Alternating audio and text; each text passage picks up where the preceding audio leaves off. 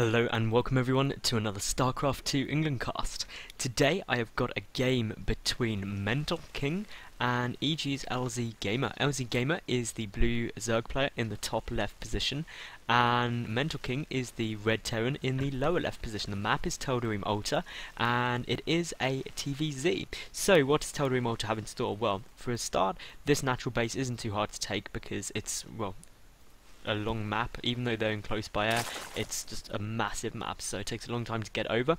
For LZ, there's going to be a bit of a problem taking his third because of these rocks. They're really awkward, and that all comes down to the 3 armor and the fact that really Zerglings take forever to kill rocks. It's insane. So that really leaves him the choice of, well, not much here because of their spawn positions. He can't go and take this base because, well, that'd just be suicidal, and this base is just really awkward to take because it's a long way away. So that's sort of a problem for LZ there. For MentalKing, well, he's actually being in a quite nice spot. You can plant a bunker down about here and defend this area very nicely, so I expect to see a relatively early command center out of him. He can also take his third relatively quickly if he so chooses, and also he's got this nice fourth base to take, which is where LZ will have some problems because he's going to have to really come and take one of these positions, or spread out and go to the opposite side of the map. So LZ, he'll probably go for a 15 hatch 16 pool, just because it's a standard meta game against a Terran player if you're Zerg, because, well, if you get the 15 hatch you get good economy, the 16 pool means you get both queens at the same time. I'll be interested to see if LZ goes for a lot of queens, because obviously since the queen buff with range, they've become a lot more popular. Day9 did a daily on it about how he did a Spanishiwa game where he just went for, you know, loads of queens and mass transfuse in with Broodlord Infestor, and it just is sick. It's crazy. It also means you can defend against Hellions. MentalKing here, he's going for that command center first. So a very bold play there, but he can get that full wall off, and he's 99% sure to be safe, because at the end of the day, nearly every Zerg player against Terran goes for a 15 hatch. It's because if they do wall off and you go for anything other than a 15 hatch, you can't do damage, and you don't really need to defend against anything, so it's pretty much standard. LZ went for that 16 pool as well, so everything is going perfectly fine. This gas was actually before the racks, so will be interesting to see what that's used for. Probably reactor Hellions, because it is the standard, although reactor Hellions have become a lot less effective after that queen buff, because queens are able to deal with them a lot better, and also in line with that, that's why more queens have been got early, especially in ZVT, because, well, you can defend against Hellion pressure, and you can also spread creep really nicely, which is good going into the late game for Banelings, and just for overall map control. It prevents tank sieging up too easily, etc. So that's a good little play which can go on. Now there's actually well, 2 orbital commands in production at the same time here.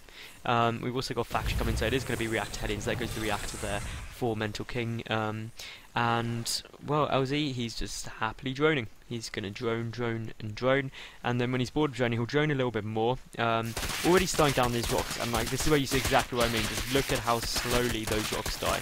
It's actually insane. So that's going to be really irritating for LZ. And actually, this is quite an interesting thing for map balance-wise. A lot of the newer maps don't have rocks covering the third. They have it covering the entrance to the third. So that way, Zerg players can still take it relatively easy, or all races can take it relatively easily, but defending it is quite difficult. So it's a calculated risk as opposed to you just can't. It really mainly affects Zerg because they need to be a base up to be effective. And pretty much every player now goes for very early natural expansions. It's not like today's the beta. I mean, it's sort of a thing, a trend in StarCraft at the moment, where now it's becoming a thing where getting a fast third is normal. At some point you'll probably be getting a fast, like, 7th is normal. Or not, that was sarcastic if no one got that. So, still no gas. We will see that LZ went for those 2 bonus queens, as I thought he may.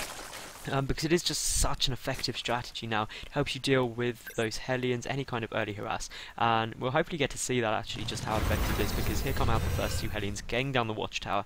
It'll be good to see what they do, and now these rocks still not dead. Like, that's just crazy. Anyway, these Hellions are going to start moving up, and there are the queens there. And that range is insane because they can happily cover that ram. The creep spread's going great. The creep spread itself helps a load as well, because not only does it give you the movement speed, it gives you the vision. and to touch on the point for anyone who didn't realise I made about siege tanks earlier, is the common Terran composition against Zerg is marine tank. It's very, very effective if you don't go for mech, but obviously tanks need to be sieged.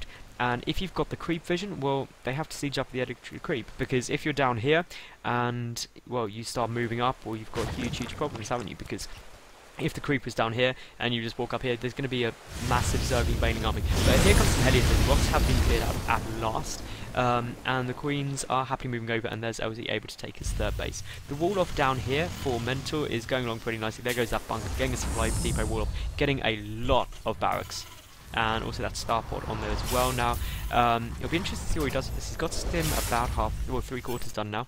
The Hellion numbers are actually getting pretty high, so this is a real commitment from MentalKing, which is the only real approach, because having said that though, actually that's not going to work, because LZ's gone for now 4 extra Queens, which is pretty sick.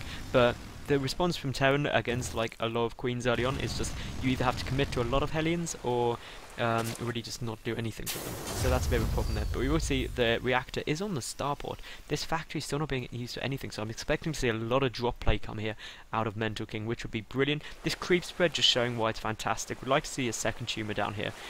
He's got enough Queens to do so. Also got a lot of money for transfer users. Those Hellions just trying to delay the creep as best they can, because this is not a good spot for MentalKing to be in. Meanwhile, we will see that this massive marine pool is dealing massive damage to those rocks. There was a supply drop used there. That's interesting. Anyway, so far we've got medevacs coming out. We've also got no combat shield as of yet, but it's almost definitely going to be a drop. These Hellions just harassing the third base of LZ. Not going to be able to do anything though, because there's so many Queens out. There's this spine here. The +1 melee and +1 ground armor coming out for LZ as well. So double upgrades there. No sign of upgrades at the moment yet for MentalKing. He does have these 2 medevacs coming in, so he's going to Hellion drop into the main. That is exactly what what I thought he was going to do. Perhaps not. Just actually going to go out with all of the Marines and just march his way forward, which could be a bit of a pain for LZ to deal with here, because he's got those Queens and he's only got a handful of Zerglings. Flaming Nest is critically not done, and that's what he really needs to deal with those Marines. A great scan just completely pushes back those tumors, and now this is going to be difficult for LZ to hold. He's got a lot of Queens outbound, a lot of transfusers. The Zerglings just obliterated by those Hellions, and now the Queen's getting just completely annihilated by the Marines. This is not looking good at all for LZ, and this could actually be pretty much all over. LZ's falling with a lot of Zerglings, but those Hellions is doing an amazing job. This is a nice little trick that MentalKing's doing a brilliant like 2-base timing push.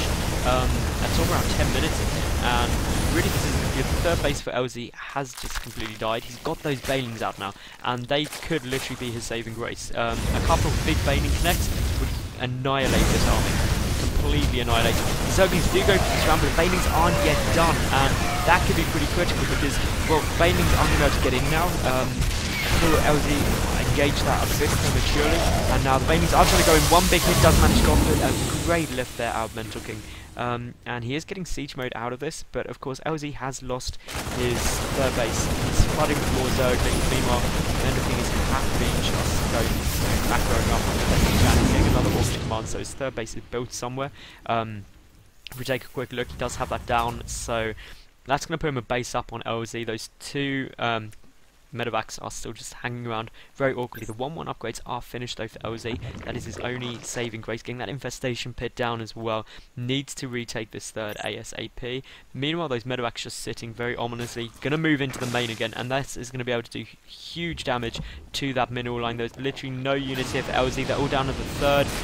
There's no vision around here either, and this is just not looking good. Meanwhile, there's another army marching forward, and just look at all the drones die. This is absolutely massive. This is going to pull all of LZ's army back, so MentalKing will be able to march up at the front if he so chooses. But the creep spread was there, but very wisely using the scan to clear out those creep tumors. Absolutely perfect play by MentalKing at the moment. This was a beautiful 2-base timing, but also allowed him to take a third behind it. So That is really, really solid play. Pathogen Glands is on its way out for LZ at the moment. He's getting double macro hatches because his resources are really, really high, mainly due to the fact that he had that income from the third, but wasn't able to spend it. Now we do have, this is a big problem for Teldorim. This tank is sieged up in the money position. Marines are being dropped up onto the high ground. Medevac's giving vision, of course, for that tank. That tank insanely hard to be taken out by anything and can even shell that natural base. So really, if LZ loses this, he is in such insane problems. Words cannot even describe how much of a bad position he's in. He's already 40 supply behind, and that is very, very significant in itself. Meanwhile, we've got drop coming in at the main as well, but it looks like LZ is going to try and deal with this. He's sending some Queens down, but the natural base for LZ is down. Meanwhile, the third is up and running happily for MentalKing, though, without any pressure. That tank being given vision by the Medevacs, obviously. And transfuses are going on the Queen everywhere. This drop was cleaned up pretty nicely, but it's now going to go down here, trying to force a cancel on the third, and it could be really, really tough for LZ to deal with this. He's going to go and try and engage that tank down on that low ground, and it's going to be awkward too, though, because there's quite a few Marines there. The Banings do come in, though. Banings streaming deal a lot of damage. The tank will be picked off. Very nice move there, but the cancel didn't actually go down, I don't think. So LZ lost a lot there, and there was the GG because, well, he had no natural and he had no third base either, so he just wouldn't be able to keep up economically. I think the big problem LZ made there is he's had this Overlord sat here for all of the early portion of the game, didn't sack it in. If he'd sacrificed that Overlord, he would have seen this layout and known exactly what was happening, that a massive Marine push was coming. Could have got the Baning Nest sooner and would have been able to survive. But that was a really good game. I enjoyed it. MentalKing is like rank 5 on the US GMs league, so he's really good. And really LZ, he's a good player as well. Anyway, if you did like this video, please give it a thumbs up. It helps me out loads. Please leave any comments, criticisms in the comment boxes below. Follow me on Twitter, which is up on screen now, at SC2_England. And most of all, tune in again. Thank you very much for watching, and bye for now.